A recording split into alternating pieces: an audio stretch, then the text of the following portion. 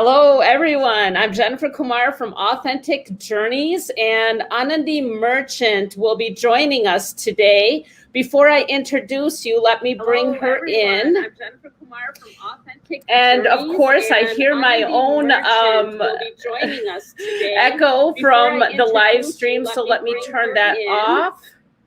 And the live stream will be on, but I won't hear my echo, thankfully. So let's bring in Anandi. Hi, Jennifer. Hello, Anandi. Thank you for inviting me here. It's a pleasure. Yes, thank you so much, Anandi. We're happy to have you on our webinar, our only webinar so far in 2021.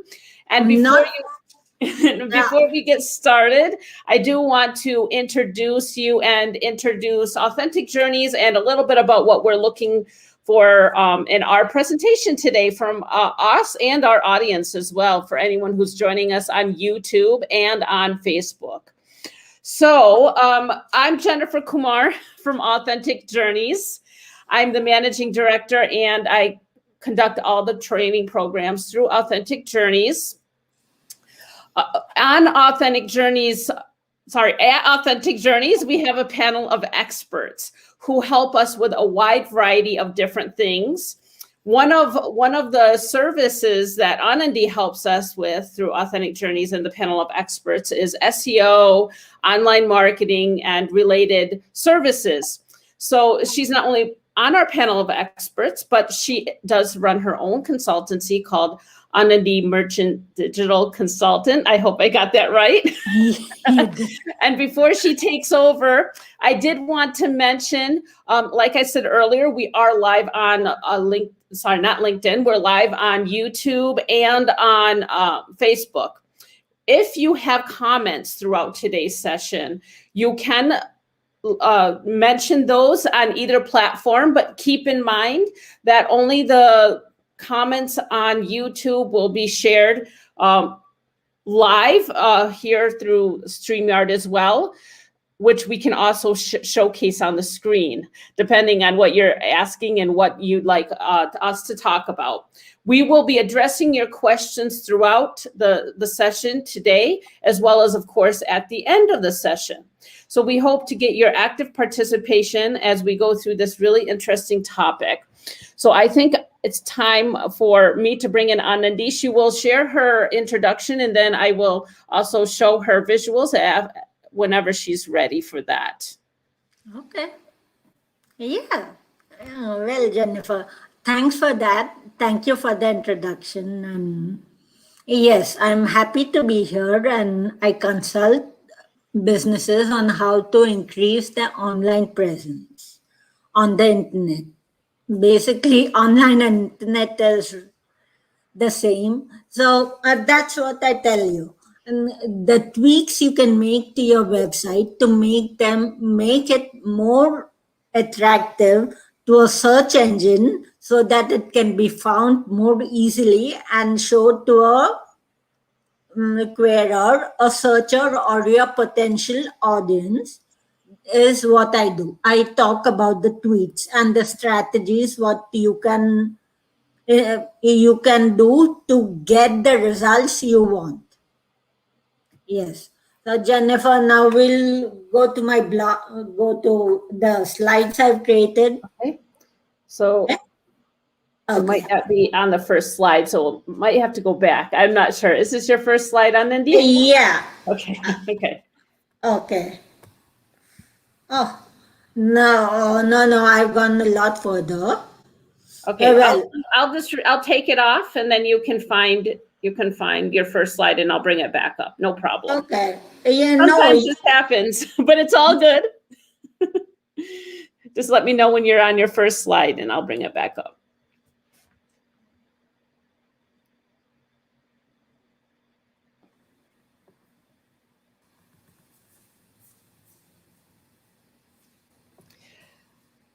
Yeah. So as we're waiting, okay. Yep. Okay. All set? All set. Okay, here we go. Yeah. Our topic for today is why is content vital for SEO? To understand that statement, There are many parts to it. Let's break it up. First, we'll talk about what is content in digital marketing. Then we'll talk about SEO. What does it stand for? And then we'll talk about why is content vital or important for SEO, how the two things are related, and what you can do to increase the value or add value to your content so it can be easy to search or look for or find by your audience or the audience you're targeting, and build up a relationship with your customers. Okay, so the first part is what is content. Content, as it as the word denotes, is anything you create. It can be in the form of blog posts, email newsletters, anything which your audience or your potential audience can read and say, hey, we enjoyed it. Read, see, interact with, anything which communicates or educates your audience regard about your product or services and builds up a relationship with your audience is content. So do not feel bad about getting out there. There are many ways which you can get out there: by making videos, by writing text. It's you just have to appeal to their sense, and once you do that, you get their attention. You have to keep it by providing some value. And one of the things I'm very passionate about is creating blogs. Every industry out there will and definitely will benefit from having a blog, because through the blog gives you a voice. And you can communicate to your audience, and that's how you build a relationship with them. So when they need a service or a product which you sell or something similar to yours, they will be like, hey, I read something or I saw something, and let me go to this person and talk. Maybe they have an idea of how I get it. So that's why I say create a blog. Okay. Now the next slide is, what is content strategy? It's not you just today it's 2021. It's not 2019 anymore. You cannot just publish a blog post and pray. That approach is wrong. You have to distribute the content you have created. And of course, you have to define your audience, you have to understand your niche, and you have to create content according to what they like. Relevant content. That's where relevant content comes into picture. Now, that's why again, another thing you can add value for is, like, if you're a plumber or if you're a carpenter, if you work with hands, if you're an artist, you can have DIY tutorials on your website. Things which resonate with your audience, which your audience finds useful. And one of the things about creating content is you have to be consistent. You have to do it on a schedule. It's not a blog post. You can't create a blog post today and have it distributed all over and then forget your website for another 3 weeks. And then finally you remember. That doesn't work. You have to be consistent, to be on a schedule. And one of the most important things in this is the last bullet point, in which I mentioned indexing your website on search engines. How do you do that? Okay, well, every one of you must be using, if you probably use Google, you must be aware of the free Google tools you have, like Google My Business, Google Search Control.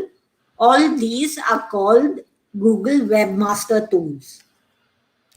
Similarly, a lot of other mm, a lot of other search engines have their own webmaster tools. Think about Bing. Mm, Bing, the search engine Bing has its own set of webmaster tools. Uh, and why is it important to use those? Well, because if someone uses Google as their browser and you have used Google Webmaster Tools, then you're safe. But if someone uses the Bing Webmaster Tool, that means the browser and the search engine, the bot which they're using is the Bing bot, which is related to the Bing Webmaster Tools, which will help the Bing bots to uh, locate and find your website much more easily. And that's why it's important to, have some important search engines and index your websites with them. You can ask a developer to help you with this. Okay. Okay. Now the next part of the next part of the sentence, SEO. Anyone, most of the people out there would have heard the word SEO, and it stands for Search Engine Optimization. Okay, it is when you make your website attractive to a search engine, or it's like your website saying, hey, look, I can answer the query of the searcher. Pick me, pick me. You have to give the search engine some incentive to come and crawl your website. Okay, the three main areas of SEO are on page, off page, and technical. On page is, I think it's all self explanatory, but anyway, I'll talk more about it. On page is all the changes you make on your website to make it more attractive. On page is closely related to technical. Again, both of these are done by a team of experts, your developer, designer, and your SEO expert, whether it's your in-house marketing team, or a consultant who does it. But and technical, your page should be able to load quickly. So the design of your web page must be simple enough yet attractive enough for Google to say, like, hey, you know what, this page is nicely made and it's relevant to what you are looking for. Let me show the page. That's all the technical. It's all covered by the technical aspect of the SEO. On page means what changes you make on the page of your website. Everyone must have heard about keywords, relevant keywords. Include those, title of your page, include that. These are some changes you can make. And again, at this point, we need to talk about making a mobile friendly page. That means when I suppose if I don't want to browse your page online on a computer, and I want to do it on a website. If the page looks the same on the website, I'll probably have to do something like pinch and zoom to make things look bigger, which creates a negative experience for the user. That is called user experience. So you have to have your design team and the developers work closely together to make sure that this experience is seamless, and your web page can adjust to the size of the device used for browsing. Okay. And now the last bullet point on this page is that SEO states that SEO attracts more traffic and it's better for conversion as compared to paid ads. Okay, and I will like to clarify this. People come back and say, oh, we have to pay for SEO. Well, you pay for the marketing efforts involved in doing SEO. You don't pay for SEO like you pay for having a paid ad on, say, Facebook. If you have an advertisement on Facebook, you pay Facebook and tell Facebook, look, this is the kind of audience, this is the kind of people I'm looking for. You find those people and show them my ad.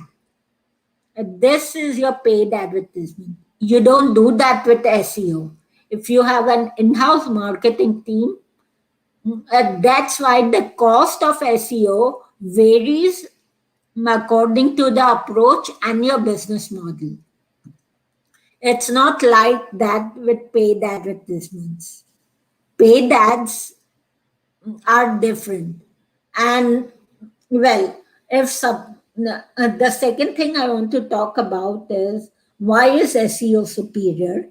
SEO is superior because one, even if your business model changes or there's some downsizing in your marketing team or your marketing efforts, and you decide not to spend that much on marketing in a certain month, still the previous things which you have done in SEO will continue kicking in. Maybe not at the same level as it was before, but you will still continue reaping the rewards.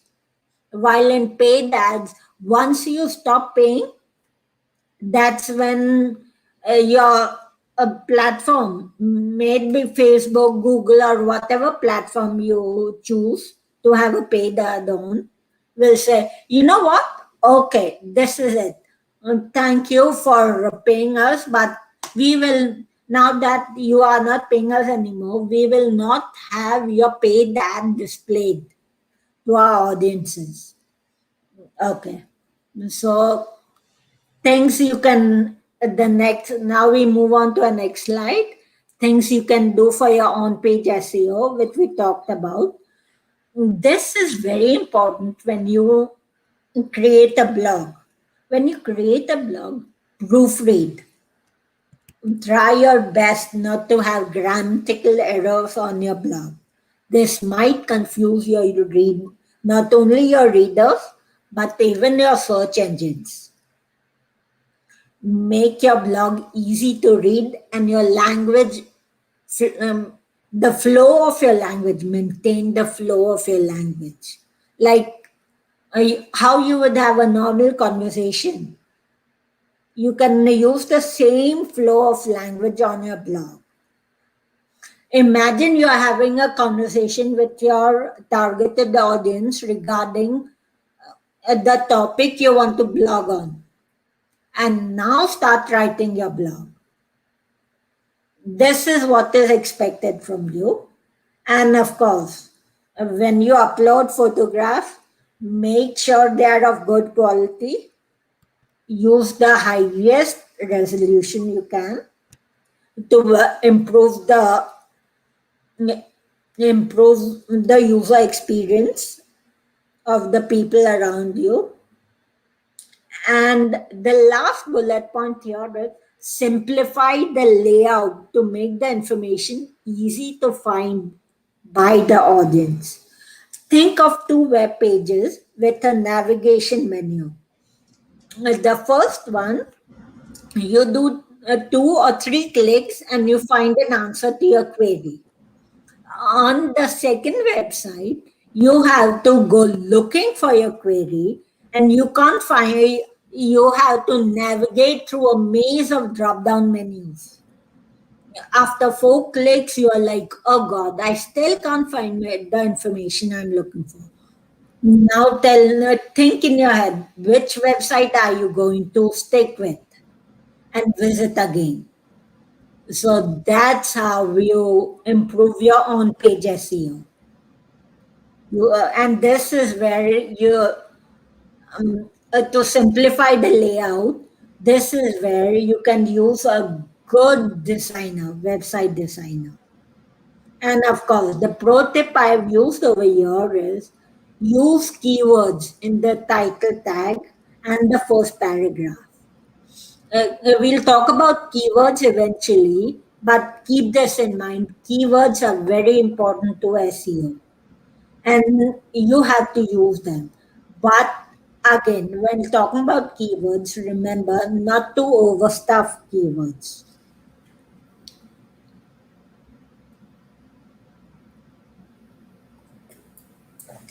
Okay, now we talk about another type of SEO, off page SEO.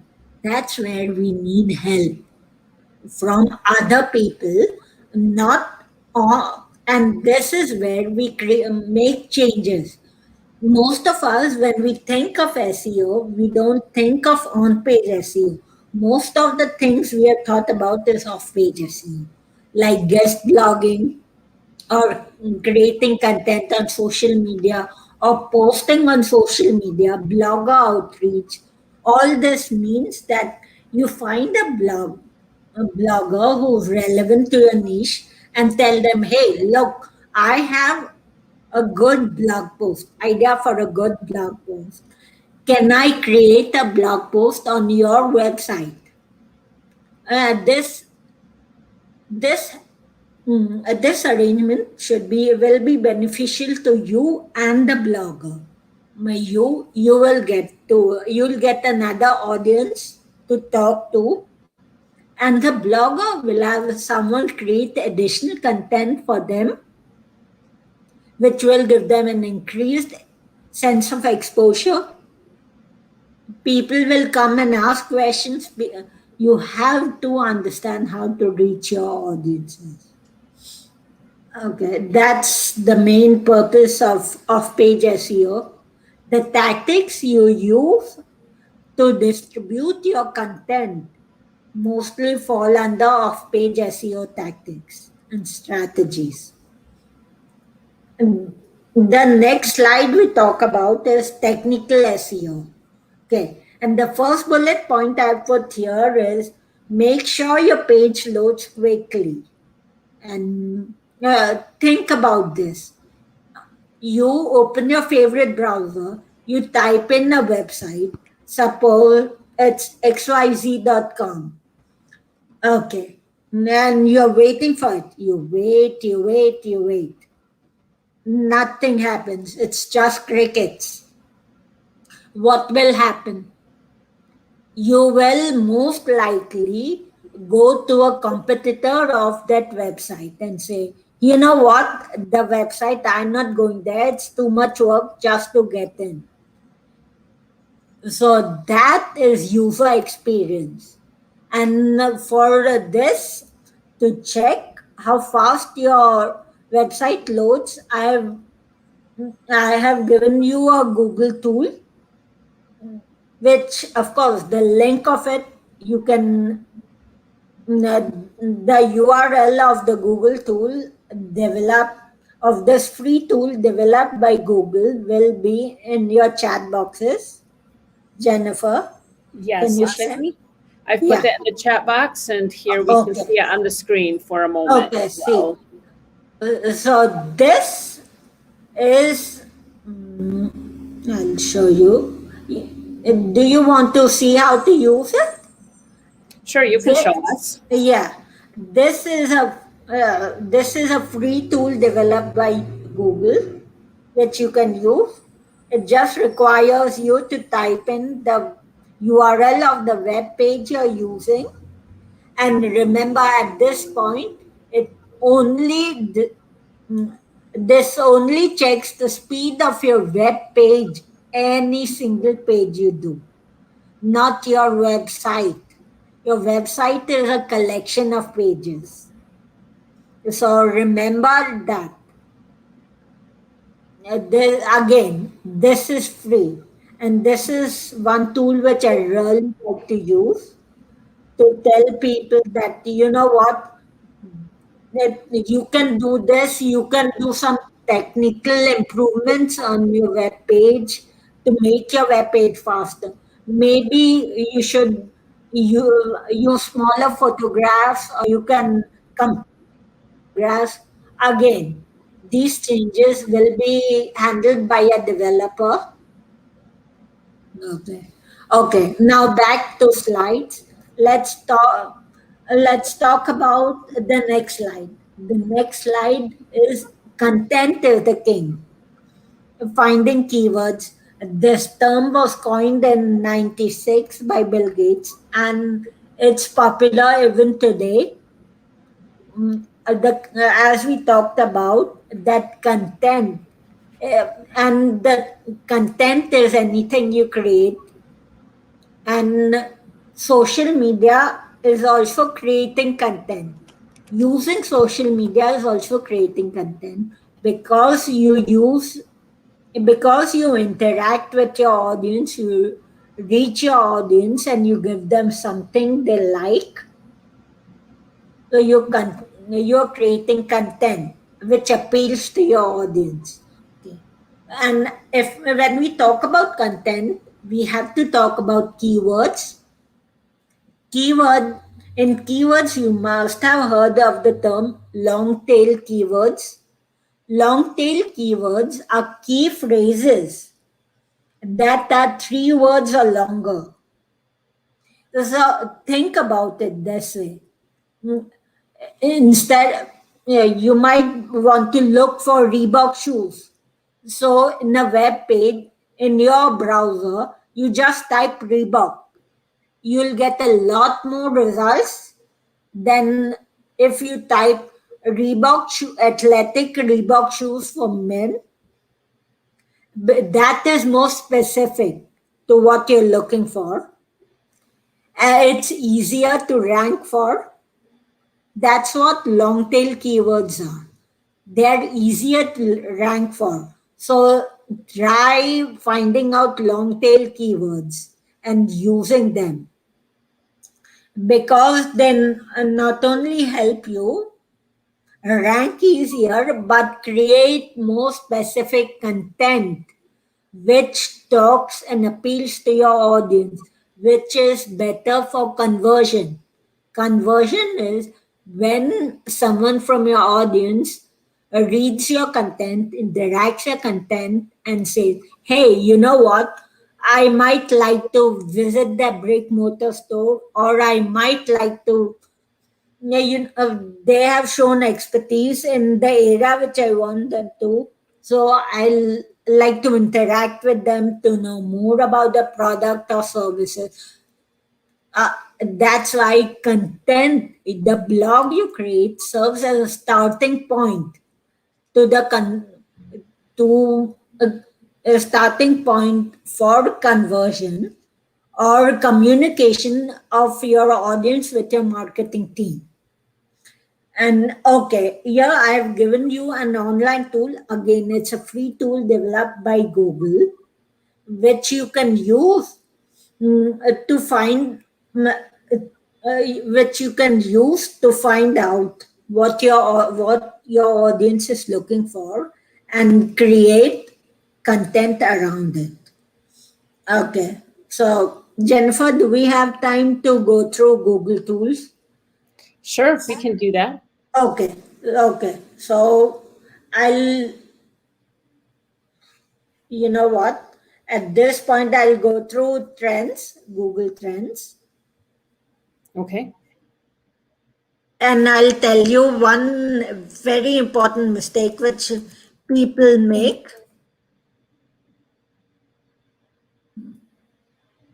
Yeah, yeah. Now, can you see me on screen? I can see you, but I'm Okay. seeing your slides, so I'm not sure if you're trying to show Google Trends. No, I am trying to show Google Trends. Oh, it's not showing on the screen. Okay. Okay, you know what? Then let me just talk about why I highlighted this Google Trends. Now that you have the URL, my last bullet point says look for country and from use the drop down menu to select which country you are from. What does that mean? That just means that you have to choose the country in which your audience is from. Suppose you're based in India. Right now, the link which I have sent you has the country United States in. But if you're looking for what your audience in India is looking for, you click on the inverted arrowhead over there and you see the drop down menu. You pick your own country, you pick India, and that's how you go. So that will make sure that you are choosing or targeting the audience in the country which they reside. That's about it. It's a free tool. You can explore with it. You can play with it to understand. Any tool is as useful as the person who uses it. Meaning, if you are comfortable with a tool, you can get a lot out of it. If you don't use the tool correctly, then you cannot blame the tool. Every online tool has it might have it might have a steep, every online tool might have a steep learning curve, but once you get over that hump, it's easy. So don't give up, and because the rewards increasing your online visibility for your business is worth it, because that's what helps your bottom line.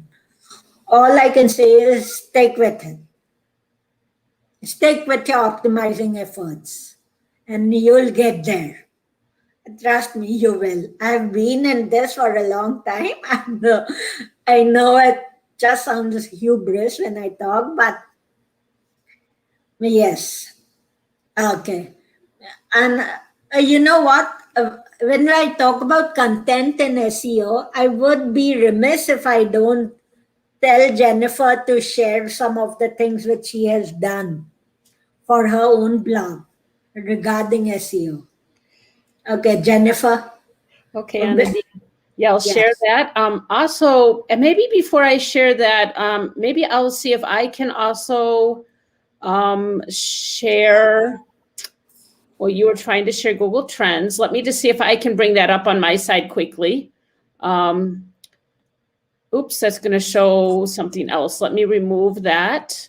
That's not going to work. Okay, we'll try to show you that later then. Because I know you did a great job at describing it, but it would be great to be able to share that as well. Oh, guess what? Maybe I can try it here. Let me try it. And then, yes, I can share it from here. Can you see? Yes. Yes. So this is Google Trends. What Anandi was saying, you can see on the top right side, you can do the click down box and you can find any country that you want to do your research on. And then it will show some statistics about it. So let's just, for the sake of argument, let's pick India here.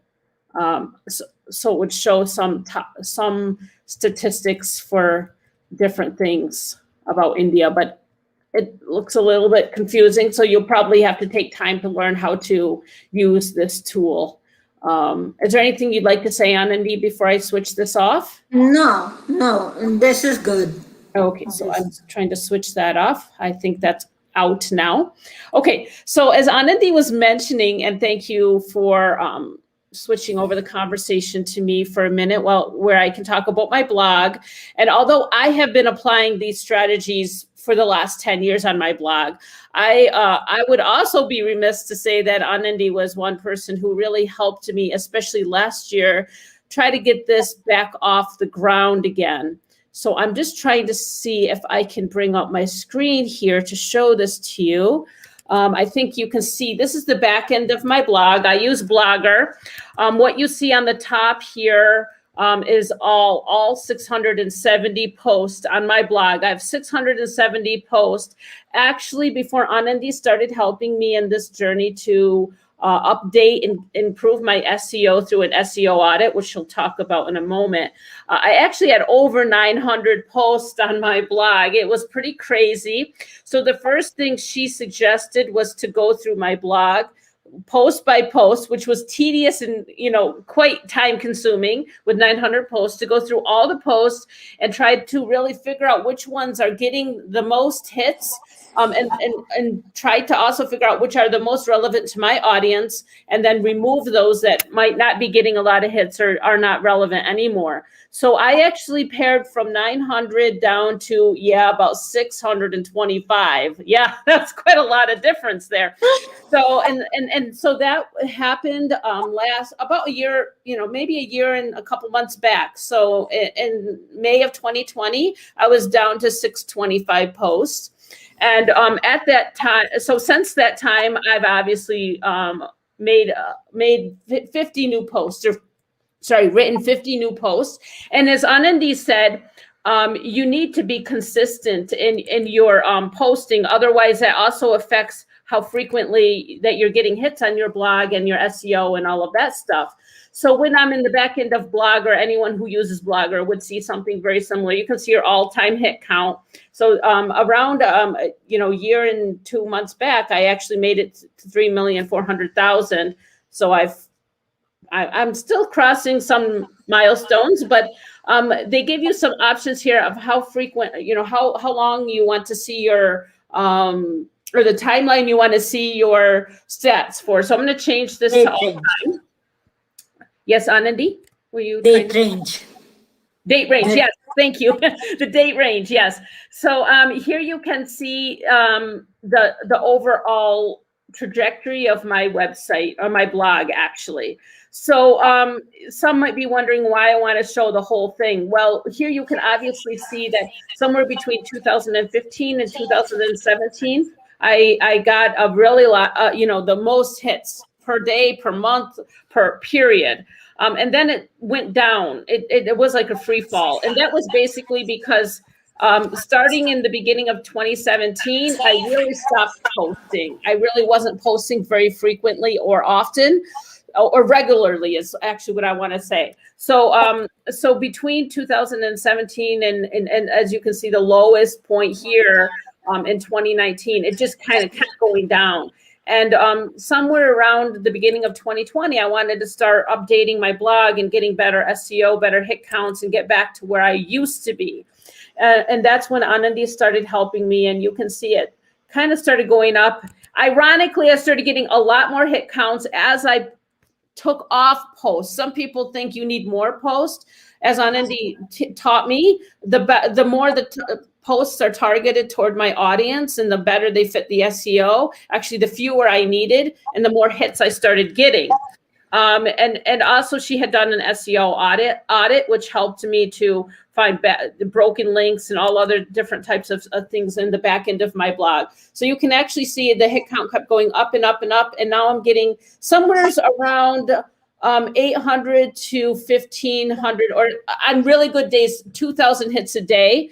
Whereas I would say, maybe in the beginning of 2020, it was somewhere around 200 to 500 hits a day. So I would definitely say that this improvement in hit counts on my blog is not just due to my own, hard work and effort, but more to Anandi coming in and doing some of this work and helping me through this process. So I think I can actually try to transition this back to Anandi, and she can share some more from her arsenal of ideas and tips. Thank you, Jennifer, for that glowing testimonial. Yeah, this really is more of your hard work. I just told you what to do, and then you apply those strategies. Yeah. Okay. So now what we're talking about, Jennifer talked about the content was targeted towards your audience. And that is very important. You cannot, you have to remember the audience you are writing for. If you're writing for, say, maybe uh, your if you're writing for a series, the audience you're trying to attract is a college going crowd. uh, it would be appropriate if you're targeting younger kids. It would be appropriate to use funny cat videos at some time, but that can be an overkill. Don't try to use such strategy that people get fed up of it and they say, you know what, I'm not getting any value out of reading this blog. I do not want to spend an hour or two with her. I have limited time, so I will not visit their website. So that comes when we remember the word EAT: expertise, authoritative, and trustworthy. For trustworthy, I'll have to say something about, please do not plagiarize. Do not copy your content from somewhere else and have it pass off as your own. Because eventually it will catch up with you. And when they catch up with you, you'll incur a penalty. Penalty means your blog will not rank or it will not be read for a specific amount of time. Of course, that's not the end of the world. You'll get out of it, but you don't want to put a dent in your SEO efforts. So you follow the rules. Do not try to game Google. Fact check your content. Do it every week, every fortnight, every 2 weeks, whatever frequency works for you, works best with you. Do it, because humans and algorithms are your Google bots, the spiders, your Bing bots, the spiders that crawl your website or your blog and say, oh, this this blog has content which is relevant to the search query of the browser. And that's how they pull up your content and display it to whoever is looking for your content. Again, because of that, you should have relevancy. Your blog should be relevant to the audience you're trying to attract. You can market your content using social channels: Facebook, Twitter, WhatsApp, Pinterest, TikTok. I never mentioned TikTok, but again, you have to remember the demographics. Like if you're selling shoes or trendy clothes, or you have a line for t-shirts, it targeted at young people, younger people, college going crowd in their early 20s, teens or early 20s. It makes sense for you to engage your audience with TikTok. But if you are selling a product to a demographic which falls in a higher age, for a serious business professional, if suppose your service is not targeted to them, and it's a complete waste of using TikTok as your social media. You can, but if you do not know where your audience is, how will you engage them? That's the entire point of what I'm trying to tell you. You have to know the demographics. You try to have to know what your audience like. Be in their shoes. Think what will attract them. Speak to them. Maybe you can do things like you can have surveys.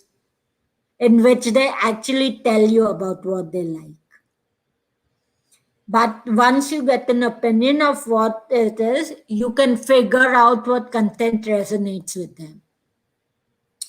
The next thing is about emailing. You mail out your newsletter, your blog updates, coupons, discount coupons. Okay, and this symbol is of MailChimp. Many of you might have seen this as a platform for email marketing. This is where you reach out to your audience who wants to interact with you and your service or your product. Keep in touch. And well, if you have a brick and mortar store, that's where coupons and discounts come into place. Suppose you're a pizza parlor, a pizzeria. You will not have mailing, you will not have newsletters, but you will want to send coupons or discount codes to your customers. You can share them on things like Google My Business, other Google tools, other online tools, or you could email it out to your mailing list and say, hey, there, come to my store, show me this coupon on your phone, show me this discount code on your phone, and we will give you a discount. That's the use of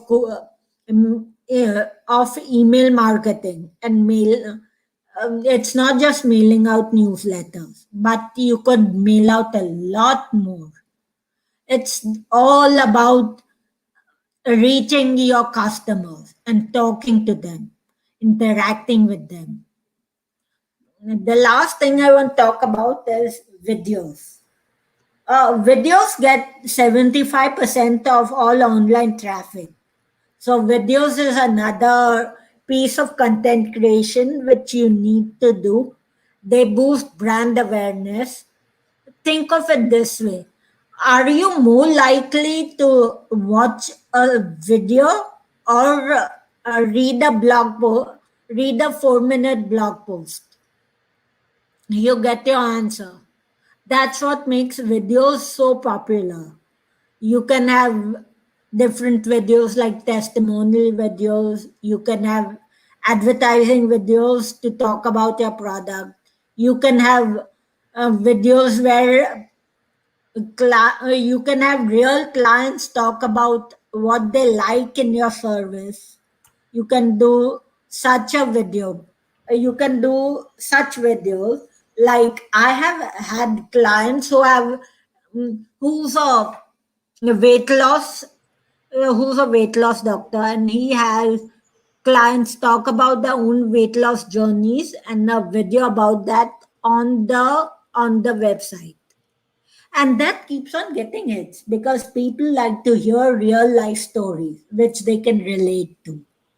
That's what I'm emphasizing. When you create content which can relate to your audience or which your audience can relate to, your content gets more views.